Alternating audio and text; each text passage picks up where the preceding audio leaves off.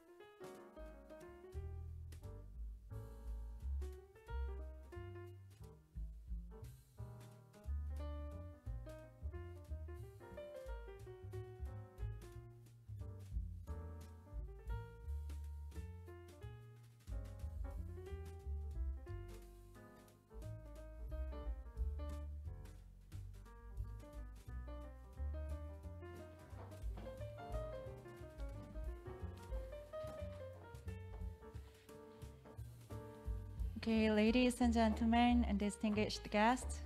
Mesdames et messieurs, chers invités, bienvenue à cette 5e conférence internationale sur les villes apprenantes. Nous allons démarrer notre session sans plus tarder. J'invite donc tous les intervenants à nous rejoindre sur la scène. Veuillez regagner votre place. Merci.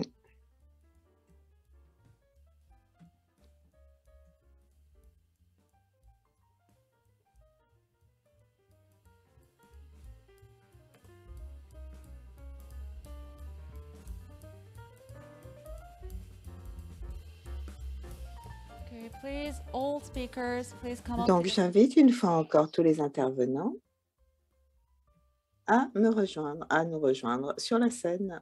Merci.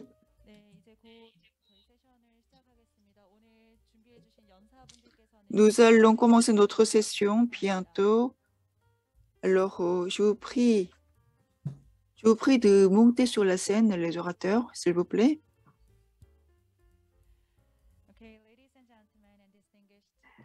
Mesdames et messieurs, chers invités, bienvenue à la 5e conférence internationale sur les villes apprenantes. Notre session va démarrer dans quelques instants. Tous les participants sont donc priés de rentrer dans la salle de conférence, de s'asseoir et j'invite tous les participants à se préparer.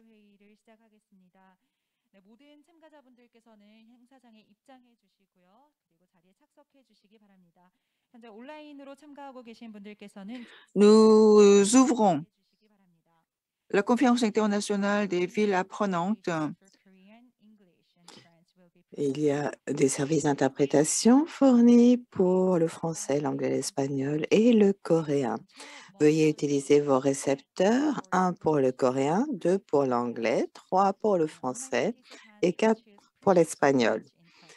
Les participants peuvent choisir la langue qu'ils souhaitent sur la plateforme. La conférence est interprétée de manière simultanée en coréen, en anglais et en français. Pour le coréen, c'est le canal 1, l'anglais, canal 2 et le français, le canal 3. Les participants en ligne peuvent également choisir la langue de leur pro.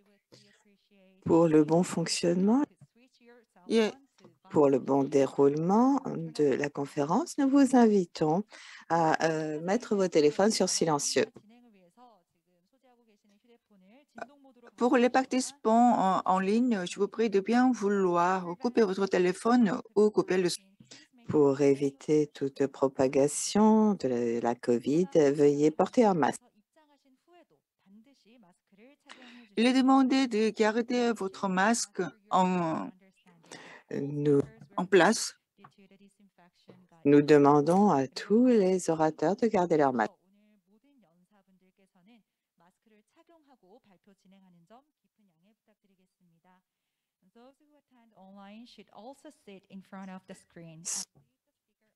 Ceux qui suivent la conférence en ligne sont invités à rester assis devant leur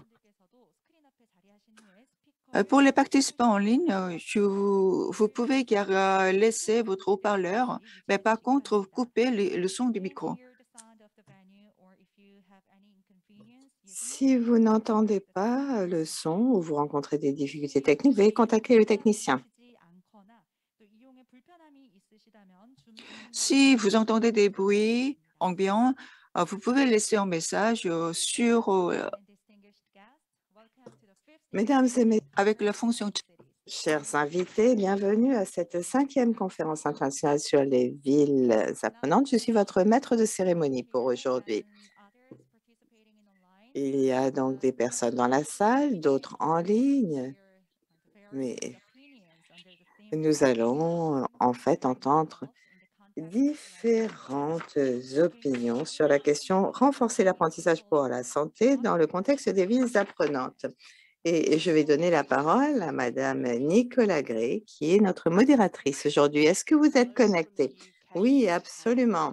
Bonjour du Royaume-Uni. Salutations chaleureuses à nos amis de Janssen et félicitations pour cette excellente conférence que je suis à distance. Bienvenue à cette session parallèle, renforcer l'apprentissage pour la santé dans le contexte des villes apprenantes. Et nous espérons pouvoir vous faire des présentations qui seront source d'inspiration. Et nous espérons que vous participerez à la discussion et partagerez vos propres expériences. Les participants sur la plateforme de la conférence verront que sur l'espace Zoom, il est possible d'envoyer des messages aux panélistes et j'espère que vous saisirez cette occasion. Je m'appelle Nicolas Gray, je suis maître de conférences en pratique pharmaceutique et pharmacie clinique à l'Université de Huddersfield du Royaume-Uni et chercheur affilié à la chaire UNESCO au Centre de collaboration avec l'OMS. Je mène des recherches sur la santé des jeunes avec également l'éducation à la santé et c'est un honneur pour moi que d'être avec vous aujourd'hui. Ce forum vise à permettre une compréhension opérationnelle de l'éducation à la santé, c'est-à-dire la dimension individuelle de l'apprentissage pour la santé avec les données disponibles et tout ce qui peut guider les interventions en matière d'éducation. Nous avons déjà entendu un certain nombre d'interventions liées à l'éducation à la santé, par exemple lors de la première plénière. Hier, M. Alejandro Gómez López de Bogota en Colombie a indiqué que l'éducation à la santé va perdurer. Et le professeur Didier Jourdan a décrit comment l'éducation à la santé est une composante clé pour la santé, le bien-être, en permettant aux personnes de promouvoir leur propre santé, celle de leur famille. Alors, je sais que là, on est dans une situation assez inhabituelle où la modératrice est sur le cloud et les intervenants sont dans la salle. Donc, je vais inviter les intervenants sur la plateforme pendant que je vais les présenter brièvement et ensuite, je les inviterai à faire leur présentation. Notre premier intervenant, néanmoins, va intervenir par vidéo, donc je peux vous la présenter directement. Il s'agit de Kate Nicholl, la maire actuelle de Belfast, en Irlande du Nord. La conseillère a pris fonction le 1er juin 2021. Elle fait partie du parti Alliance et elle a participé au conseil municipal en 2016 pour la première fois et a été élue représentante du district Balmoral lors des élections locales de 2019. Et sa thématique, c'est notre Belfast, avec un engagement à rencontrer la population dans tous les domaines, en accordant la reconnaissance voulue à ceux qui font une différence dans tous les domaines et qui œuvrent pour une meilleure ville.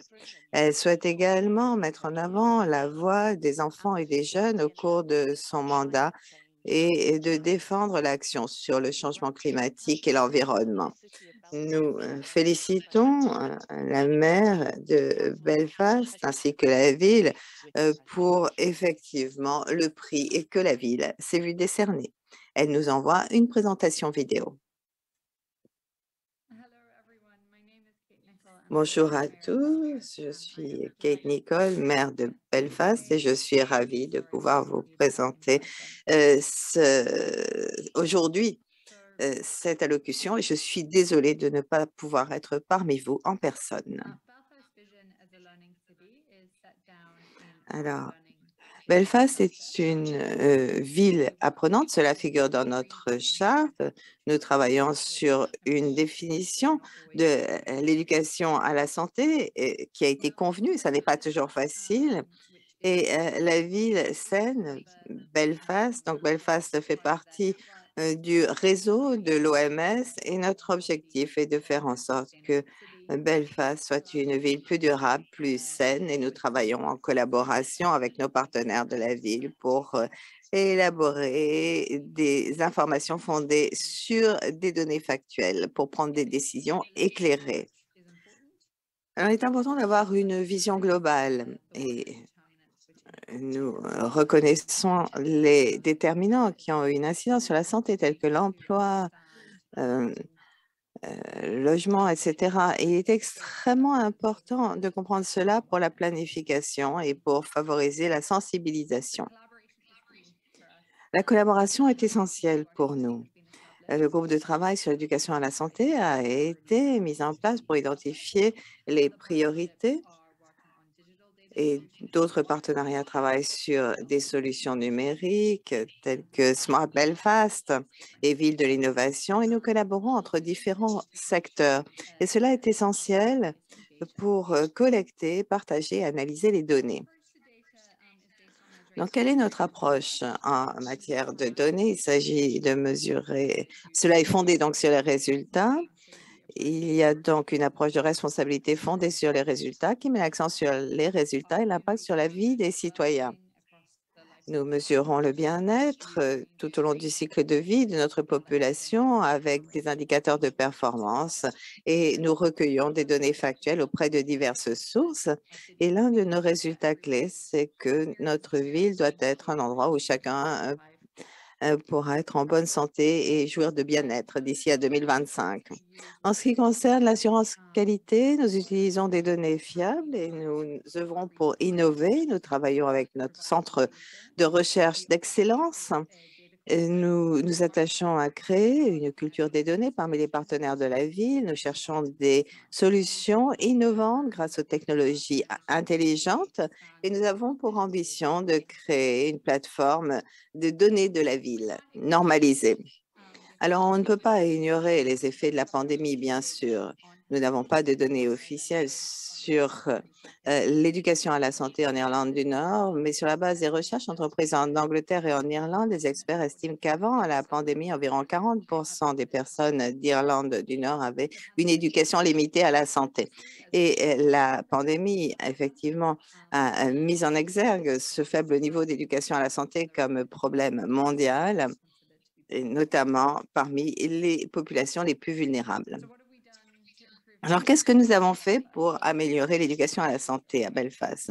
Dans le cadre de notre mouvement pour les villes en bonne santé de l'OMS, nous avons reconnu au plus haut niveau politique l'importance de l'éducation à la santé.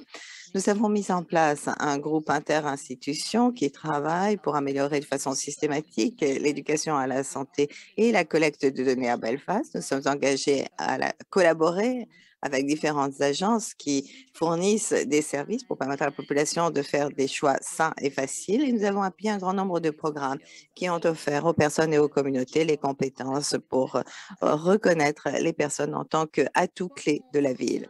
Alors, qu'est-ce que nous pouvons faire par ailleurs, en plus, pour opérationnaliser l'éducation à la santé? Bien, il y a beaucoup d'informations sur cette diapositive, mais les éléments clés sont que l'éducation à la santé, ça ne peut pas être garanti, mais on peut adopter des mesures pour avancer dans ce sens. Alors, vous voyez d'autres détails sur cette diapositive, mais les éléments clés, c'est le fait de s'assurer que les services existants sont bien communiqués, sont visibles également pour les publics cibles. Par ailleurs, l'utilisation des technologies, ça c'est extrêmement important dans différents domaines dans toute la ville. L'importance d'être accessible, aller vers les gens, utiliser des lieux peu communs, des salles de spectacle, de musique, des activités sportives, en fait, pour sortir des sentiers battus. Et par ailleurs, mieux comprendre effectivement ce concept dans les services clés en élargissant l'approche pour mesurer l'éducation à la santé et le partage des bonnes pratiques. Alors, personne ne devrait être laissé de côté. Et l'éducation à la santé, en fait, n'est pas simplement liée aux actions, au comportement des personnes, mais nécessite également des changements structurels et culturels.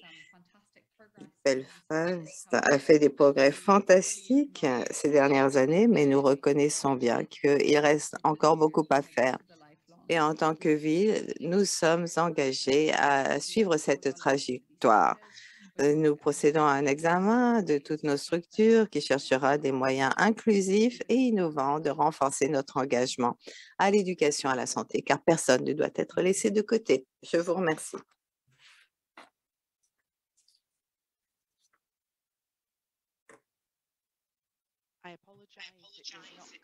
Oui, alors, désolé.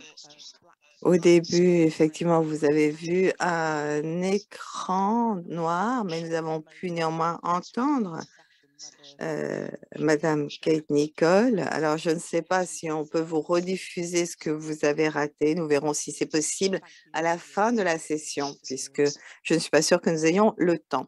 Mais merci pour votre patience et votre persévérance. Je vais maintenant donner... Enfin, d'abord, j'aimerais dire quelques mots de cette présentation que nous venons d'entendre. Ce qui était particulièrement intéressant, c'était l'approche intersectorielle de Belfast pour promouvoir l'éducation à la santé et tous les efforts fournis pour avoir une plateforme de collecte des données, pour assurer l'assurance qualité des données. Donc, je suis convaincue que Belfast n'est pas la seule ville qui s'efforce aujourd'hui de collecter ses propres informations exactes sur l'éducation à la santé de sa population. Et s'il y a effectivement un élément positif qui pourrait sortir de cette pandémie, eh bien, c'est bien le fait d'avoir plus d'informations au niveau de la population. Ce serait là un résultat fantastique. Sur ce, j'aimerais maintenant inviter notre deuxième intervenant à venir sur la plateforme pendant que je le présente, Monsieur José Alberto Moreno Villamil de Tunja, en Colombie, secrétaire à l'éducation de la ville de Tunja, qui est un juriste de l'Université de Los Andes, pénaliste et économie coopérative avec une maîtrise en politique publique et maître associé à l'université, ancien conseiller, ancien maire et ancien député. Et nous nous réjouissons d'entendre votre présentation. Merci.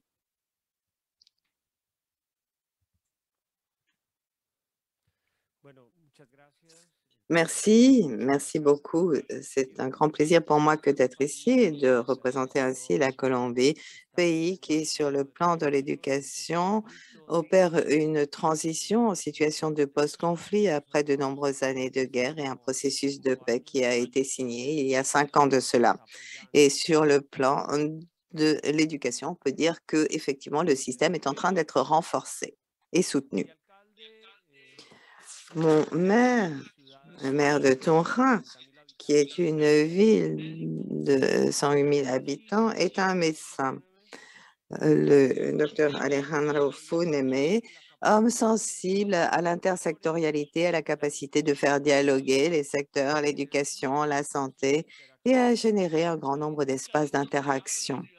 Et nous avions planifié la ville d'une certaine façon. Néanmoins, en mars dernier, les choses ont changé. Nous avons dû opérer des planifications stratégiques en nous adaptant à l'époque, à la dynamique de l'incertitude, des craintes du point de vue donc de l'espoir, de l'éducation et de la littérature. C'est dans notre ville que l'éducation a vu le jour dans notre pays en 1822 avec le premier collège fondé.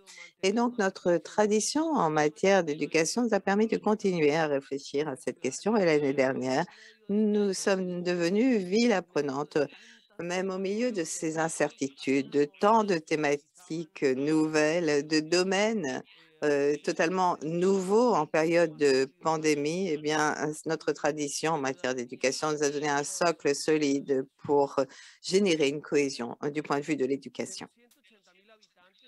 Sur les 180 000 habitants, nous avons 80 000 étudiants. Alors, c'est un petit territoire, mais qui vit autour de l'éducation. C'est vraiment une ville de l'éducation, une ville qui se mobilise, qui génère une approche territoriale et qui, bien qu'elle soit de petite taille, et fait partie des villes qui ont la meilleure qualité éducative du pays, même au-dessus des grandes villes, car l'éducation est au cœur même du programme public de notre administration et des diverses administrations qui ont bien compris que l'éducation, c'est la voie vers la transformation. Donc, la couverture en matière d'éducation n'a pas vraiment beaucoup changé entre 2019 et 2021.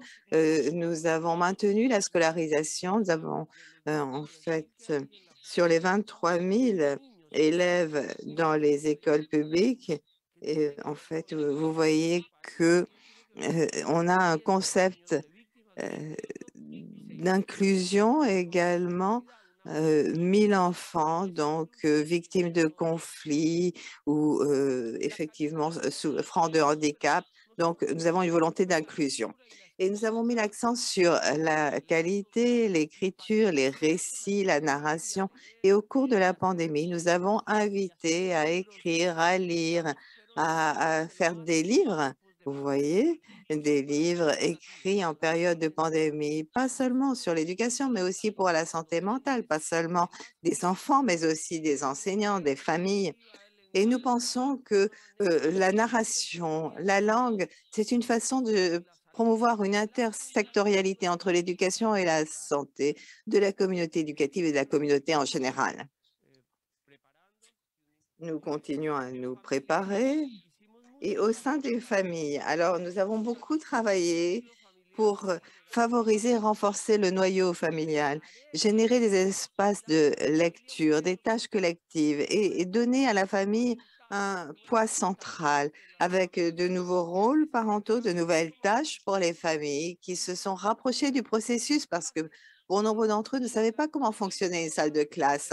Et avec l'éducation à distance, le téléenseignement, eh bien, en fait, la salle de classe est devenue peut-être la salle à manger de l'enseignant et la famille a pris une part active au processus. Cela a généré une dynamique positive qui allait au-delà du secteur éducatif, qui a couvert également la santé et la coexistence familiale en rapprochant les familles du processus éducatif avec ces nouveaux rôles parentaux. Alors voilà notre président. Nous avons inauguré de nouvelles salles de classe. Nous avons profiter de cette période pour avancer sur certains fronts pour générer des dynamiques nouvelles. Nous avons organisé des journées de vaccination pour des tests, beaucoup de prévention avec la stratégie qui est la nôtre, la stratégie PRAS, avec différents éléments de biosécurité et une ville qui a dû prendre des mesures, certes, mais des mesures qui ont pu susciter des questions, mais on a vu qu'effectivement, il valait mieux prendre soin de chacun et générer des habitudes de vie, de prévention, de lutte contre la maladie pour comprendre et interpréter cette période si difficile, et cela sous la houlette de notre maire.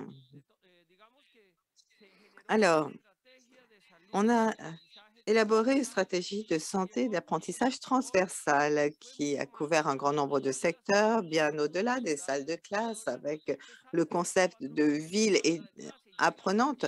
Ça va au-delà des salles de classe, ça couvre les espaces publics, les familles, tous les secteurs.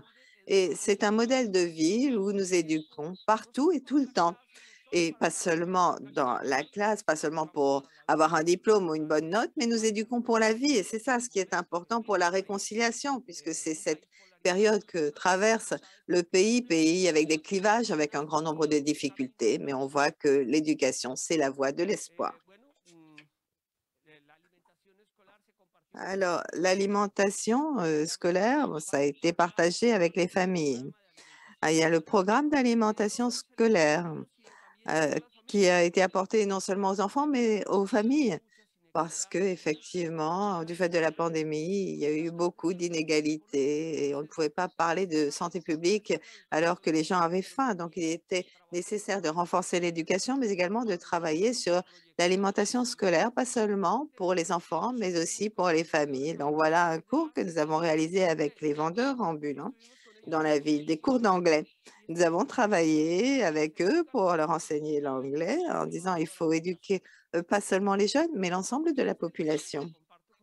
Et ce livre que je voulais vous présenter, bien, je vais te raconter une histoire. C'est une façon, effectivement, de mobiliser, d'inviter à écrire, à rédiger des récits pour aller de la lecture, avec la lecture et l'écriture, arriver à un espace de bien-être en cette période difficile. Effectivement, ça nous permet de passer d'un moment triste à un espace joyeux. Et le récit qui raconte, qui nous offre ces micro-récits, eh bien, ça a permis d'améliorer la santé mentale d'un grand nombre de personnes. Nous avons fait des concours de contes, de récits. Eh bien, je vais te raconter une histoire. Eh bien, c'est une façon, effectivement, d'établir un lien au sein de toute la ville.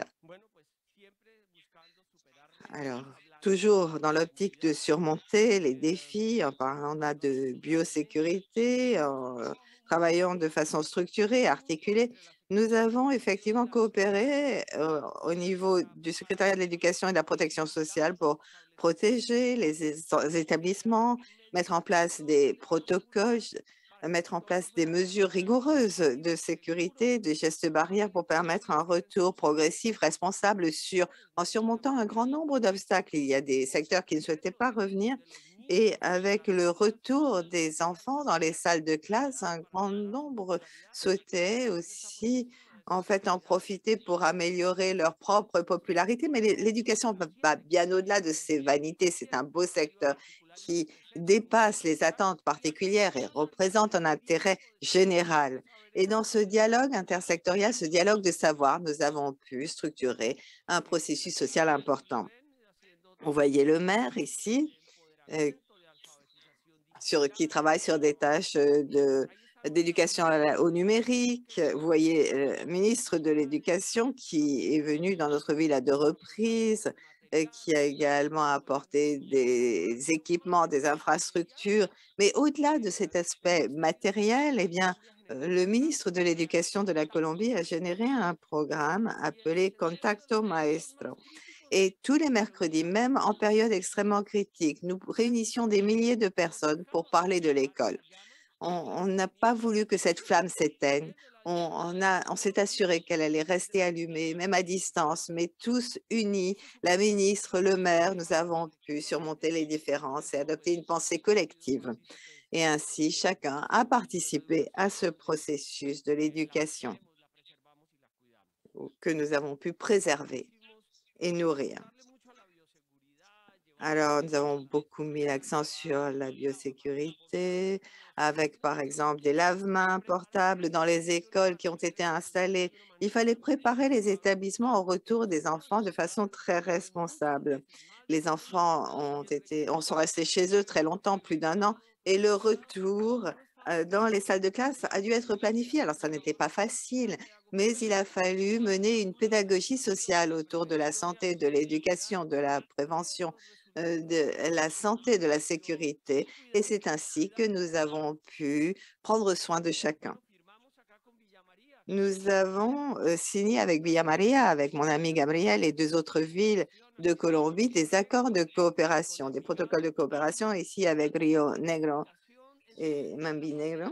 Et nous avons maintenu donc la communication au cœur même de la pandémie. On parlait avec l'Argentine, le Mexique, avec d'autres pays. Et nous avons continué à parler d'éducation, du retour à l'éducation, retour en classe. Nous ne nous sommes jamais sentis seuls. Nous avons toujours travaillé en réseau. Et ça, c'était très important d'avoir ce lien et d'avoir des alliés, des partenaires dans notre pays et ailleurs, en Argentine. Là, on voit Gabriel. Et on s'est engagé à travailler unis au sein de l'Amérique latine, unis pour être plus forts. Et il y a différentes conclusions. La flamme de l'éducation ne s'est pas éteinte. et elle a en fait brillé plus fort encore avec la santé dans un scénario de construction collective. Et on a pu la maintenir allumée grâce à la prévention. La santé mentale, c'est fondamental. La santé mentale des enfants, des familles, la communauté éducative et même en pleine restriction, parce que nous avons connu cette période de restriction et nous opérons maintenant une transition. Nous sortons de cette période. Nous avons beaucoup travaillé sur la santé mentale, la solidarité avec les foyers les plus vulnérables. Nous avons organisé des journées de solidarité et l'école est devenue un espace de solidarité, de coopération, de collaboration. L'école est non seulement un espace de connaissance, mais c'est aussi un espace qui accueille les médecins, un lieu de coopération, un noyau central de développement territorial. Et Tunja, en fait, s'attache à maintenir le leadership de l'éducation et à rester un chef de file de l'éducation en Colombie. Nous sommes une petite ville, mais au fil de ces 200 ans, nous nous sommes affirmés comme ville de l'éducation. Et notre maire s'attache à obtenir des ressources supplémentaires en plus de celles qui sont envoyées au niveau national parce qu'il faut investir dans l'éducation. Il faut qu'elle ait un rôle prépondérant, qu'elle occupe une place essentielle dans notre programme. Nous avons donc insufflé cette force au système éducatif, mais appuyé par la santé avec cette vision de notre maire qui est un médecin et qui est sensible à cette thématique, mais en conjuguant les ressources nationales et territoriales.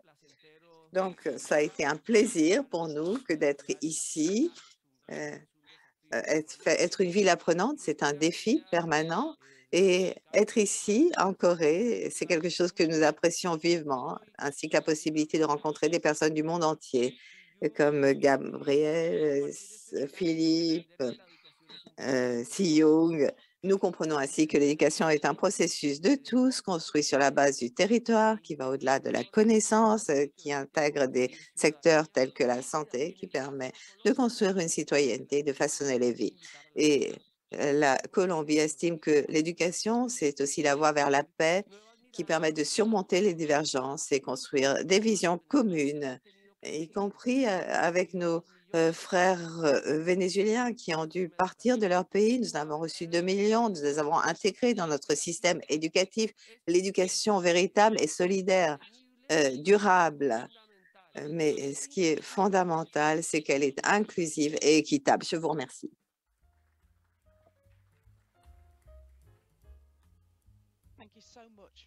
Merci beaucoup pour cette présentation inspirante qui montre comment vous menez ce programme d'éducation et la différence que cela représente dans la vie de la population de Tunja, avec ces histoires et l'importance des histoires, de la littérature pour augmenter l'alphabétisation. Merci beaucoup.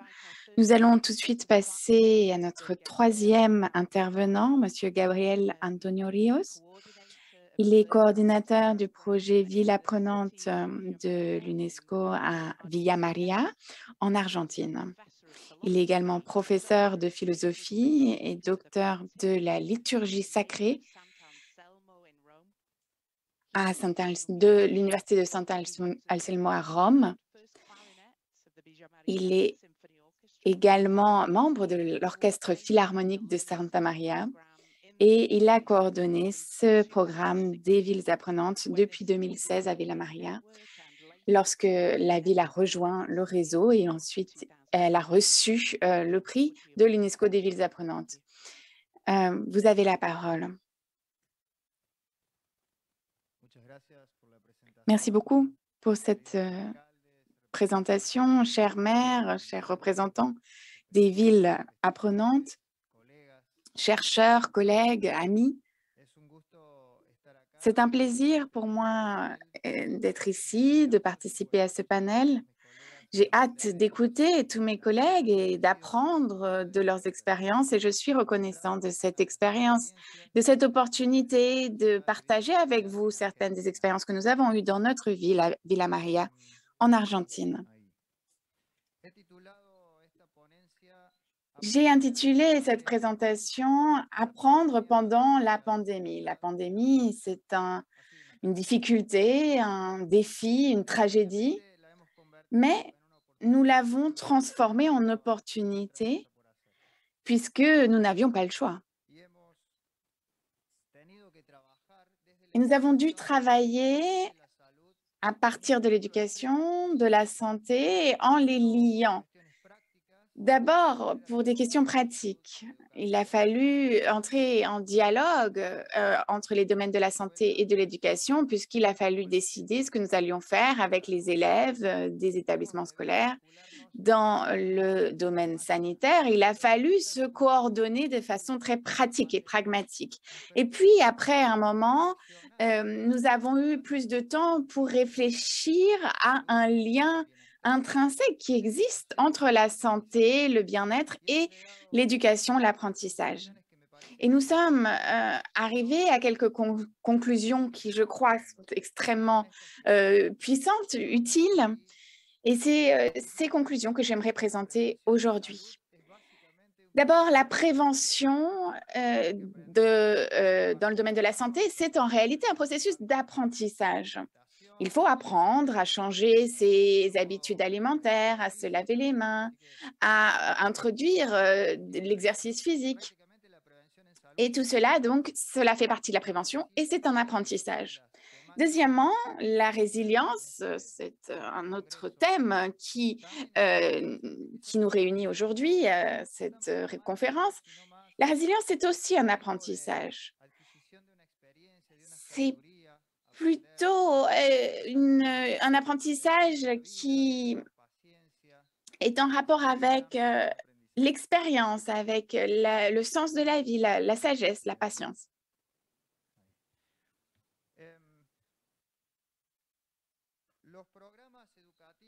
Les programmes éducatifs, nous avons commencé à les mettre en place et à les réfléchir comme des programmes qui sont bénéfiques à la santé également. Donc, Villa Maria s'est toujours concentrée sur l'éducation. Nous sommes une ville apprenante depuis 2016, comme je disais, nous avons reçu le prix. Mais aujourd'hui, ces programmes éducatifs sont liés à la santé et au bien-être. Et chaque action de notre ville pour l'éducation, pour la connaissance, eh bien, cela a un impact également dans le domaine de la résilience et dans le domaine de la santé. C'est pour cela qu'il est important, nous sommes déterminés de continuer ces programmes éducatifs et ne pas attendre que la pandémie termine pour voir comment nous allons continuer, puisque c'est crucial pour la santé. Les déterminants de la santé, les facteurs les plus importants, c'est-à-dire le style de vie, l'environnement, les facteurs biologiques et le système de santé, eh bien, ils sont liés au programme éducatif. Le style de vie, comme je le disais, ce sont les habitudes, les réflexes, et tout cela, c'est lié aux apprentissages. L'environnement, ce n'est pas seulement notre planète, et aujourd'hui, nous sommes de plus en plus conscients de la valeur de protéger notre planète et notre environnement, mais c'est aussi le foyer, la maison, le quartier, le contexte local dans lequel nous vivons. Et ainsi, nous tombons malades et nous guérissons dans cet environnement local. Troisièmement, les aspects biologiques, les aspects physiques de chacun. Il y a deux facteurs soutenus donc par la science, deux facteurs scientifiques, c'est-à-dire d'abord, il y a eu la découverte du vaccin et le vaccin nous permet de vivre plus longtemps sur la Terre. Et ça, c'est le fruit de la recherche. Et la recherche est extrêmement liée, bien sûr, à l'apprentissage, à l'éducation. Et puis, les systèmes de santé auxquels nous avons recours lorsque nous sommes malades sont également des systèmes qui requièrent de l'apprentissage pour s'améliorer. J'aimerais être très bref, mais j'aimerais quand même vous montrer deux exemples de programmes locaux de notre ville pour vous raconter comment ces programmes ont continué malgré la pandémie, parce qu'il aurait été très facile de les interrompre pour reprendre après la crise. Et c'est une équipe qu'on a appelée, des groupes qu'on a appelés équipes mobiles interdisciplinaires, pour s'attaquer au problème de l'absentéisme scolaire, ce qui est un problème pour les élèves eux-mêmes, mais aussi pour la société dans son ensemble. Et ce programme continue aujourd'hui. Et enfin, le deuxième programme, le programme d'éducation pour les jeunes et les adultes, qui s'adresse aux personnes qui ont dû quitter l'éducation formelle pour une question ou une autre à un moment de leur vie. Et ce programme leur donne l'opportunité de réintégrer l'éducation formelle avec des programmes éducatifs au niveau municipal. Et ces deux programmes, au lieu de les interrompre pendant la pandémie, eh bien, ont donné lieu à une réflexion pour savoir comment les adapter à la situation, au contexte actuel. Et donc, ces équipes interdisciplinaires mobiles dont je vous parlais ont commencé à travailler, au lieu de s'attaquer au problème de l'absentéisme scolaire, eh bien, se sont penchés sur les liens sociaux, puisque les élèves n'étaient plus absents de l'école, puisqu'il n'y avait plus de cours, mais ils ne participaient pas aux cours virtuels. Et donc, ces groupes mobiles ont créé des réseaux d'apprentissage avec d'autres programmes dans d'autres villes, puisque ce problème se posait également ailleurs. Et donc, des professionnels, des experts ont été invités pour réfléchir aux liens qui pouvaient se créer et aux solutions qui pouvaient être apportées à ce problème. Et ils ont également travaillé avec certains établissements scolaires pendant la pandémie, avec l'équipe pédagogique, pour amplifier ce programme et intégrer plus d'écoles. Nous avons présenté ces programmes dans les établissements scolaires pour sensibiliser les écoles à cette problématique liée à la santé également. Et puis, dans le programme d'éducation pour les jeunes et les adultes, nous avons fait usage de la technologie comme WhatsApp, les emails, puisqu'il s'agissait parfois de personnes qui n'utilisaient pas auparavant ces outils technologiques. Et pendant la pandémie, c'est devenu une genre d'excuse pour apprendre les mathématiques, puisque chacun peut voir les nombres, les chiffres qui sont avancés tous les jours, les chiffres des contaminés, des vaccins, etc. Et le nombre d'étudiants a augmenté pendant la pandémie, parce que souvent, un des obstacles à la formation, c'est le temps disponible qui doit être consacré à la famille, au travail, etc. Et tout d'un coup, pendant le confinement, beaucoup se sont trouvés avec du temps libre à consacrer à la formation et à l'apprentissage. Et j'aimerais ici mentionner quelque chose qui est en lien avec ce que l'intervenant précédent racontait. Dans les villes d'Amérique latine, nous avons pu présenter des projets en lien, qui mettent en lien la santé et l'apprentissage. Et il y a eu 3 rencontres organisées en Amérique latine. Nous avons pu présenter donc les équipes mobiles interdisciplinaires, les apprentissages de la pandémie. Le ministère de la Santé de Bogota a organisé une rencontre sur les liens entre santé et apprentissage, où nous avons participé. Nous avons également organisé une conférence virtuelle sur la santé et l'apprentissage à Villa Maria. Et enfin, ici, nous nous retrouvons pour réfléchir aux apprentissages et à la santé, ici même en Corée. C'est pour cela que nous pensons que les villes apprenantes ont beaucoup à apporter à la réflexion et à l'action pour faire de ce monde un lieu plus sanitaire, en meilleure santé et plus résilient. Merci beaucoup.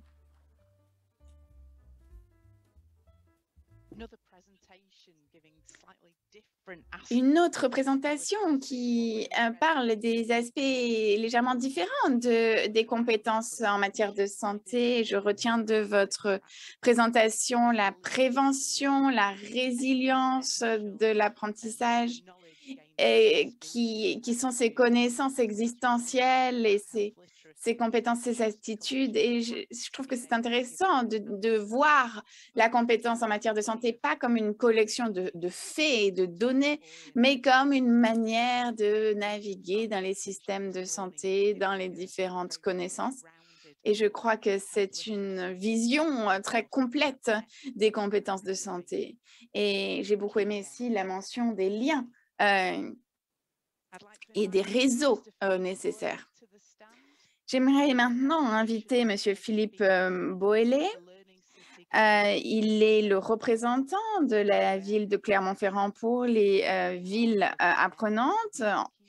Il représente le maire, M. Bianchi, pour présenter les initiatives de la ville dans le cadre de l'apprentissage tout au long de la vie. Clermont-Ferrand a reçu mercredi le prix des villes apprenantes 2021 pour ses politiques publiques en faveur de l'apprentissage tout au long de la vie, avec ses écosystèmes inclusifs.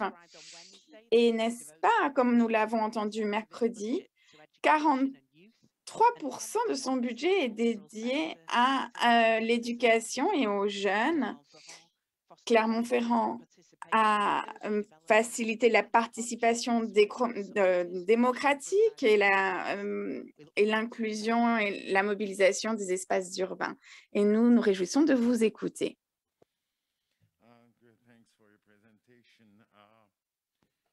Merci pour cette présentation.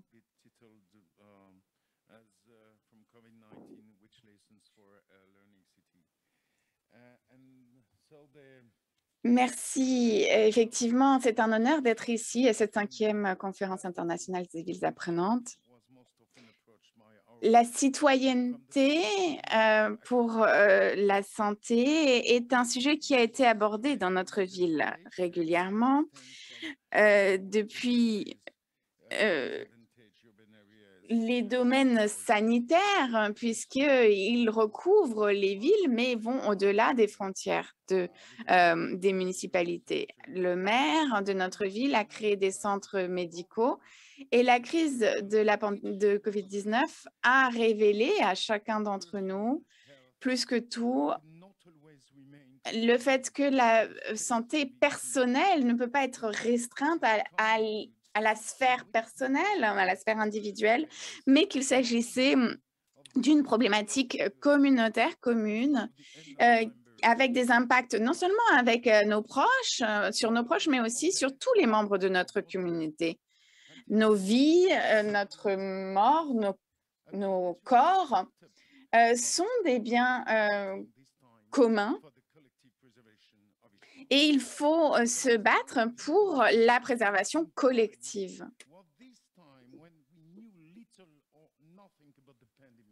À l'époque, tout au début de la pandémie, nous ne savions presque rien de ce virus. Et la demande d'avoir l'accès aux soins de santé existait déjà.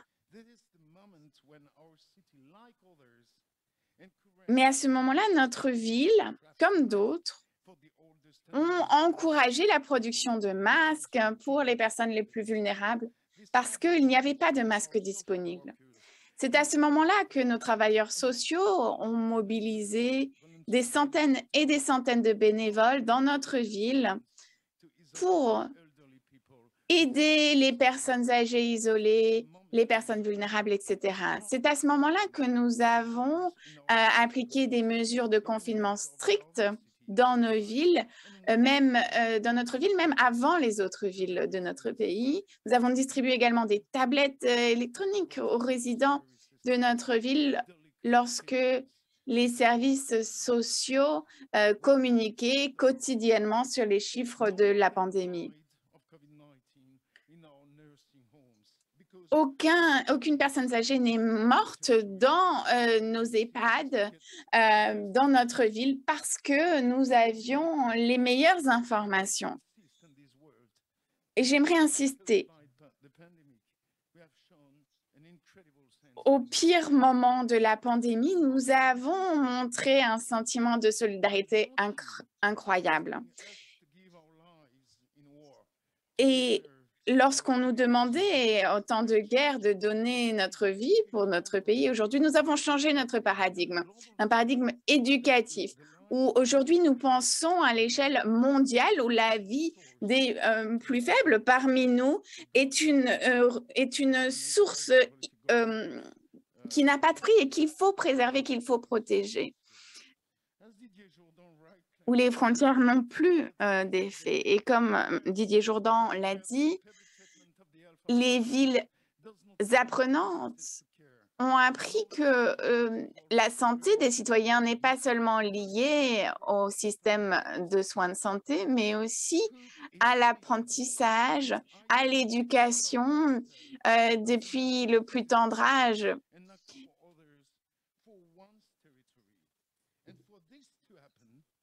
Et pour que cela puisse arriver, le message des autorités publiques, des communautés, doit être d'abord, chaque membre de la communauté est précieux, est utile, va être protégé.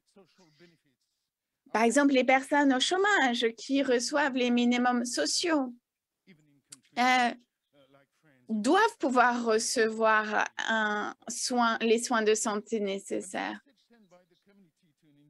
Lorsque le message envoyé par la communauté aux individus est un fardeau et que ces personnes sont des fardeaux inutiles à la société, alors ces personnes perdent espoir et leur santé décline. C'est ce que montrent les statistiques. C'est pour ça que nous avons tenté une expérimentation, une expérience pour créer des parcours éducatifs pour la santé et la citoyenneté pour tous les jeunes de 9 à 25 ans, pour que ces enfants, pour que ces jeunes puissent apprendre et qu'ensuite, ils puissent transmettre ces connaissances à leur famille. Il a fallu repenser le concept de la vulnérabilité à l'éclairage de la pandémie. La grande leçon de cette pandémie, c'est que peu importe votre statut social, vous êtes vulnérable. Et en particulier, cela a été clair pendant le confinement, ce qui était une période pour nous très difficile, où tous et toutes nous avons été soumis à des conditions difficiles, et je sais et je le reconnais que les conditions du confinement ont été extrêmement différentes d'une personne à une autre, mais cela n'enlève rien à cette performance collective. Et donc aujourd'hui, nous voulons apprendre à gérer les vulnérabilités collectives en nous inspirant de ceux et celles qui ont cette expérience depuis très longtemps et qui sont devenus experts dans les vulnérabilités. Cela prendrait trop de temps d'entrer dans les détails ici, mais les vulnérabilités, les personnes qui vivent avec les vulnérabilités sont des précurseurs par rapport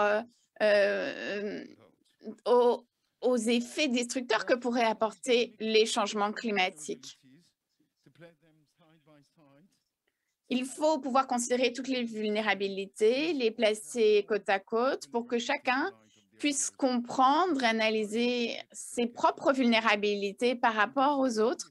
Et c'est un défi d'ampleur. À Clermont-Ferrand, avant la pandémie, nous avons créé une maison de retraite où étaient logés côte à côte des étudiants et des personnes âgées dans des petits pavillons. Les personnes âgées en France sont très vulnérables parce qu'ils sont isolés et à cause de leur âge. C'est intéressant de pouvoir mettre en œuvre cette entraide. Et malheureusement, je n'ai pas le temps d'entrer dans les détails de cette initiative avant que le modérateur ne me coupe la parole, mais il y a 67 millions de virologues en France et 137 000 à Clermont-Ferrand aujourd'hui. Mais comme vous le savez, il faut quand même former les populations, même si tout le monde se considère expert aujourd'hui. Et en particulier des formations parmi les jeunes filles, et j'aimerais insister là-dessus.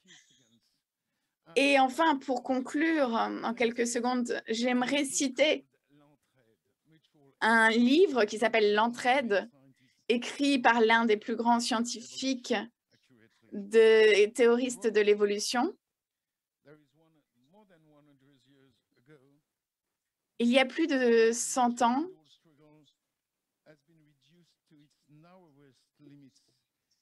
la lutte de l'animal humain a été réduite à sa limite et l'aide, l'entraide mutuelle ou l'entraide est devenue son point de définition ultime.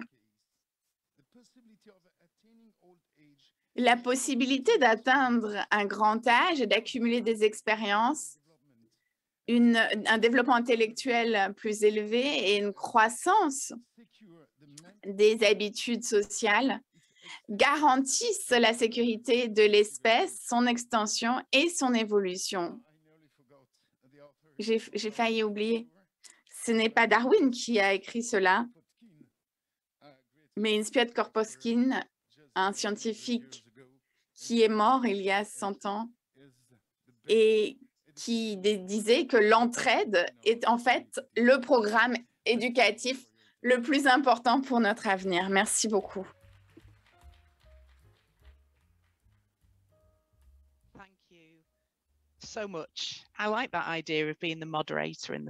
Merci beaucoup.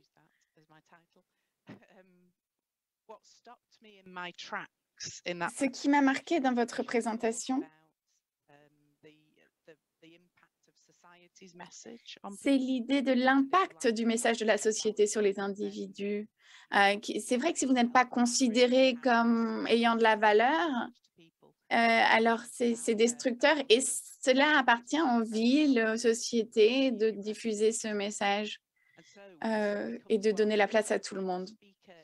Et enfin, nous arrivons à notre dernier intervenant, M. Si-Yong Lee, qui est psychiatre du cerveau, qui est diplômé de l'école de médecine de Corée. Il fait partie de l'association de neuroscientifiques de Corée. Il est aujourd'hui le directeur de la culture de la sérotonine et directeur de l'Institut de recherche globale pour la médecine naturelle en Corée. Grâce à sa recherche, à ses présentations, il diffuse les méthodes de guérison naturelle. Il a écrit plus d'une centaine d'ouvrages, dont un ouvrage sur la sérotonine. Et nous nous réjouissons de vous écouter. Bonjour à tous. Bonjour.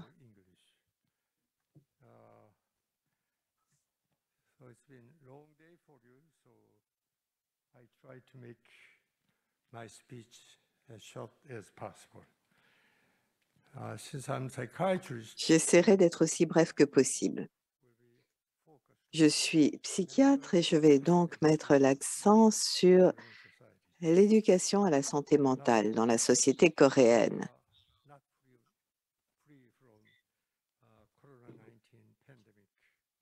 Donc, nous traversons cette pandémie de COVID-19.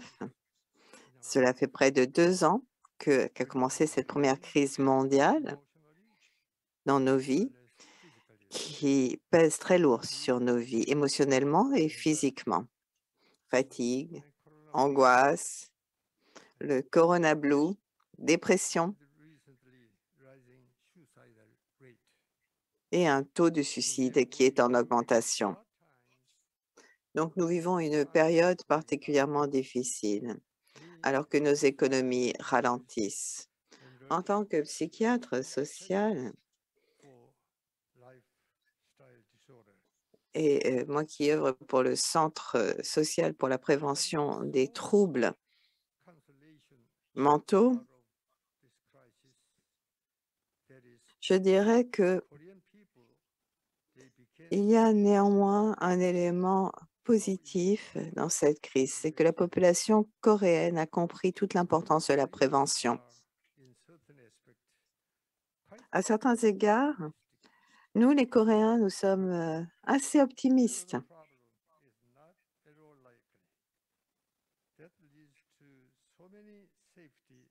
Et en effet, il y a différents supports qui sont utilisés pour promouvoir la santé, la sécurité. Et par ailleurs, si vous examinez nos sites de construction ou même la défense nationale, vous allez voir qu'il y a beaucoup d'éléments dans notre société que nous laissions de côté, que nous avons négligés. Et il en allait de même pour la prévention au niveau de la santé. Et donc, lorsqu'il y a le moindre petit problème de santé, chacun se précipite à l'hôpital avec des visites ambulatoires, en fait, 3 fois plus fréquentes par rapport aux autres nations.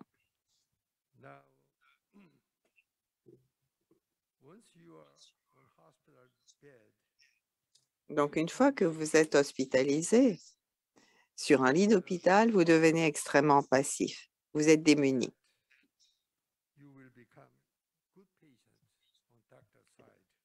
Et c'est comme ça que vous devenez un bon patient du côté du point de vue du docteur. Et or, un grand nombre de nos pathologies résultent de nos mauvaises habitudes dans notre vie quotidienne. Donc, ceux qui peuvent traiter les problèmes, ce ne sont pas les docteurs à l'hôpital, ce sont les patients eux-mêmes. La Corée est une société extrêmement vieillissante et cela à un rythme extrêmement rapide. L'espérance de vie est de plus de 82 ans aujourd'hui, mais le vieillissement, en fait, en bonne santé, a diminué de 10 ans.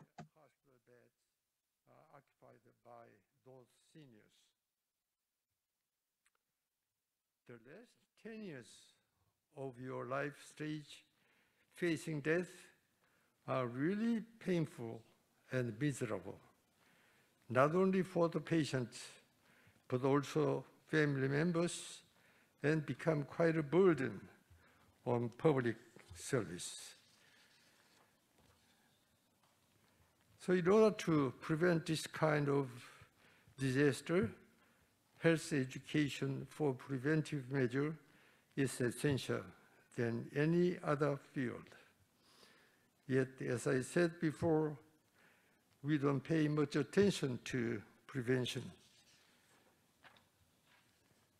So for effective mental health education, I will list some important key issues to meet the era of the extra longevity.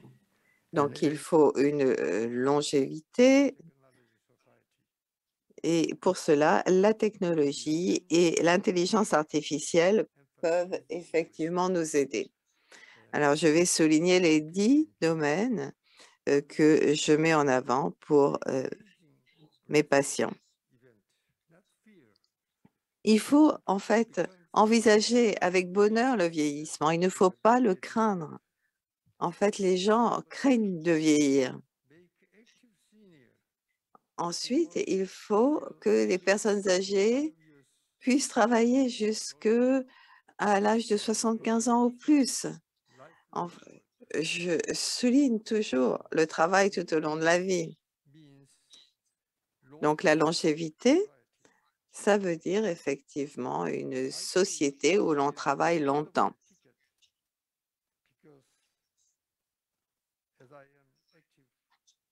Moi, je suis actif, productif dans la société, et bien comme ça, je veux faire mes preuves. Et troisièmement, il faut respecter les personnes âgées. Ensuite, il faut un mélange des générations, que les jeunes et les personnes âgées travaillent ensemble et ainsi on a une meilleure productivité. Cinquièmement, il faut briser les stéréotypes liés aux différentes étapes de la vie, c'est-à-dire lorsque vous êtes jeune, il faut suivre un enseignement.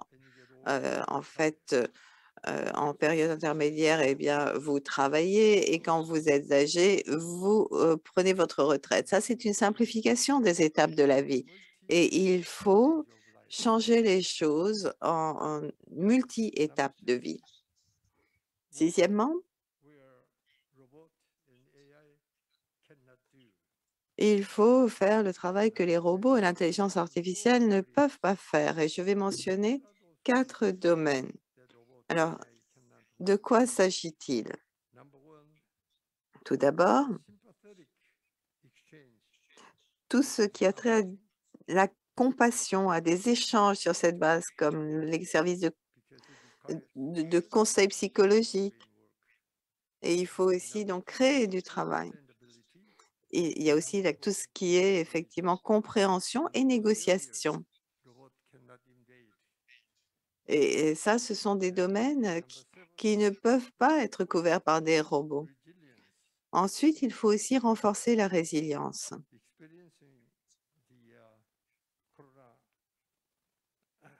L'expérience de la pandémie nous a montré que notre résilience a été affaiblie. Numéro 8, il faut garder à l'esprit donc toutes les pratiques nécessaires à un vieillissement en bonne santé. Neuvièmement, il faut se souvenir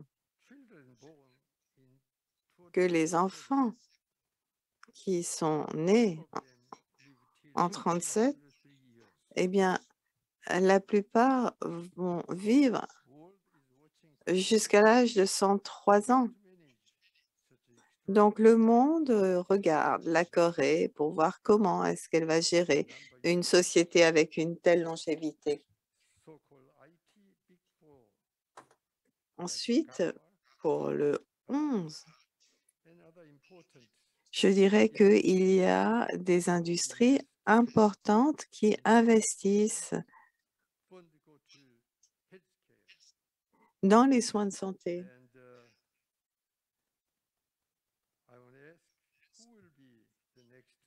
Et j'aimerais demander effectivement qui va être le prochain multi-milliardaire. Eh bien, ce sera ceux qui investissent dans les soins de santé. Et enfin, il faut en fait renforcer l'immunité, ce qui est si important pour la pandémie de Covid et la société donc coréenne à l'avenir. Merci.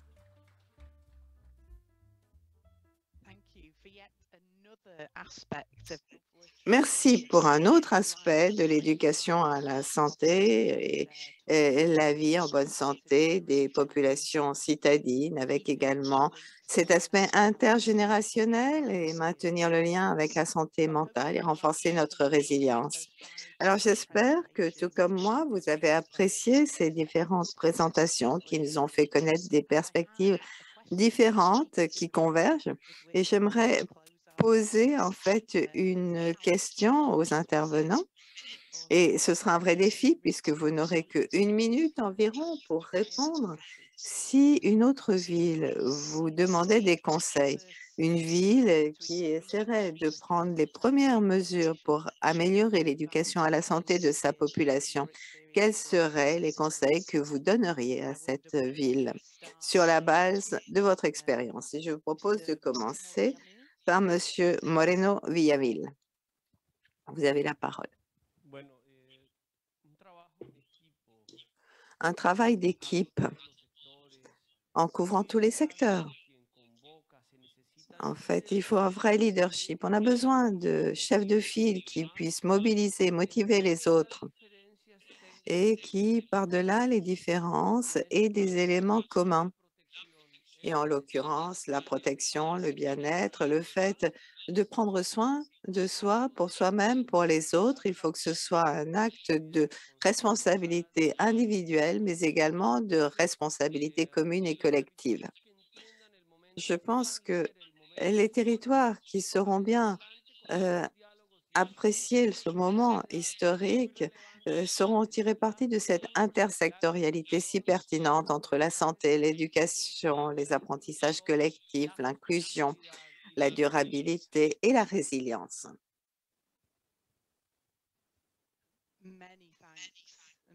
Merci beaucoup. Monsieur Rios, vous avez la parole. Alors, c'est une question difficile, mais merci parce que ça nous amène à réfléchir. Dans le cadre de notre expérience limitée en tant que citoyen de Villa Maria, je crois que j'encouragerais les autres villes à faire deux choses. D'une part, établir des réseaux. Par exemple, le réseau mondial des villes apprenantes. Ainsi, nous sommes amenés à réfléchir, à connaître d'autres expériences et à nous laisser inspirer aussi par d'autres expériences. Et le fait également d'établir un dialogue en interne entre les spécialistes des différentes disciplines, les gestionnaires de différents domaines de la municipalité, par exemple le secrétariat de la santé, le secrétariat de l'éducation, et qu'au niveau de l'éducation, on puisse aussi contribuer à des aspects qui ont trait à la santé et vice-versa, c'est-à-dire qu'au niveau de la santé, il y ait des contributions par rapport à ce qui a trait à l'éducation. Ce type de dialogue, l'expérience nous l'a montré, ont toujours été très fructueux et ont permis d'aboutir à des programmes extrêmement créatifs.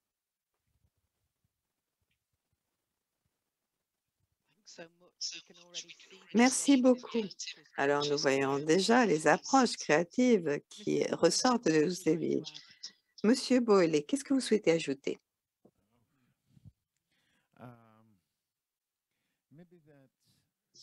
Peut-être que tout d'abord,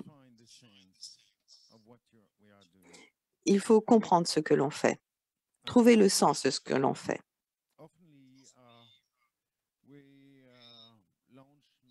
Souvent, nous lançons un grand nombre de programmes, des programmes d'éducation.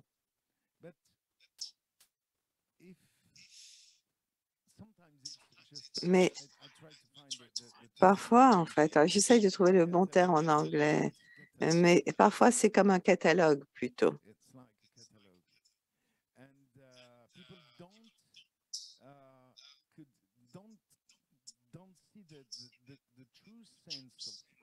Et on ne voit pas vraiment la vraie signification de ce que vous faites en tant que maire, en tant que membre du conseil municipal. Donc, la première philosophie,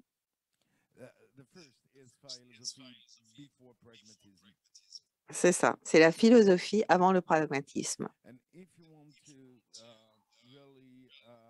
Et si vous voulez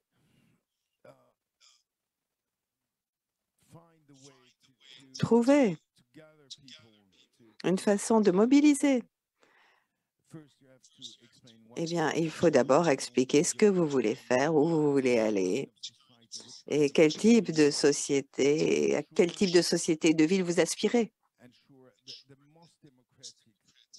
Et le système le plus démocratique est le meilleur pour chacun, ça c'est sûr. Et chacun sait quelque chose.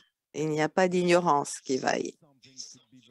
Et ce quelque chose, eh bien, ça peut être extrêmement utile pour la ville et pour chacun.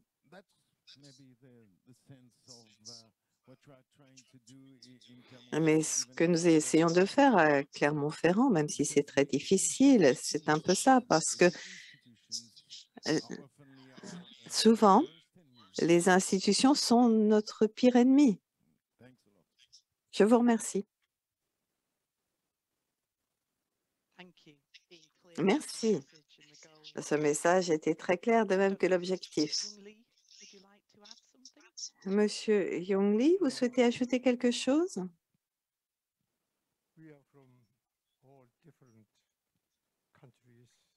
Nous venons tous de pays différents, de cultures différentes. Et pourtant, il y a un point commun qui ressort, c'est l'importance de l'éducation. Mais le problème, c'est que pour mettre en œuvre cette éducation,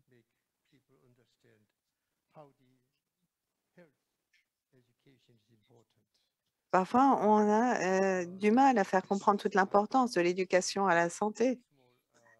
C'est ça mon problème.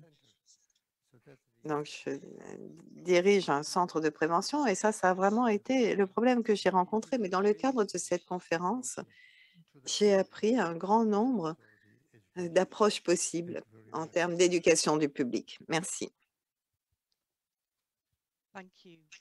Merci.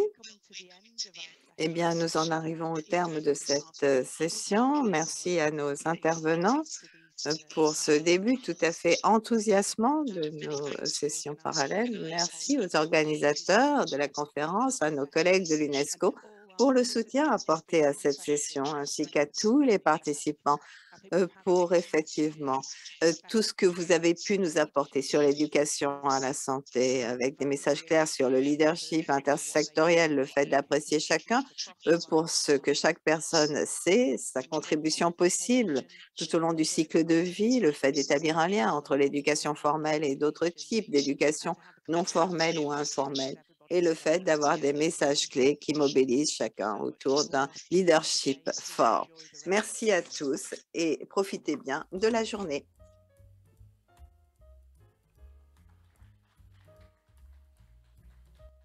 Thanks to our moderator, Ms. Nicola Gray, and all of our speakers for a wonderful session. In this session, we talked about the theme of strengthening learning for health. Nous avons parlé de renforcer l'apprentissage pour la santé dans le contexte des villes apprenantes. Dans 15 minutes, le forum 2 va commencer et nous comptons sur votre participation. Merci.